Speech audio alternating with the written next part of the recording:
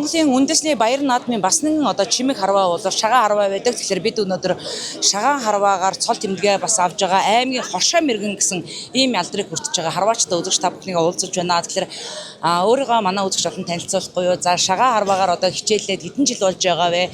Мөн одоо ийм сайхан шагналыг савшныхаа одоо өмнөхөн авлаа шүү дээ. Сайн бацхан уу? Намайг Ховдамгийн Мянган Цэмэрийн нэмэрийн даваа далаа гэдэг. Аймгийн Аширгын цалтаа шагаан спортоор хичээлээд 2 жил болж байна.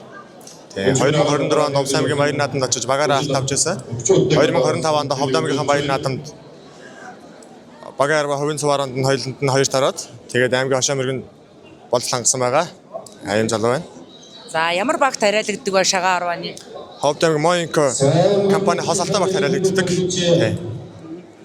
Шагаан харвааг ер нь хэдийн үеэс ихэд сонирхон хичээлдэг болсон юм бэ? Бусад одоо спортоос юугаар одоо ялгарах онцлогтой ийм харваа вэ?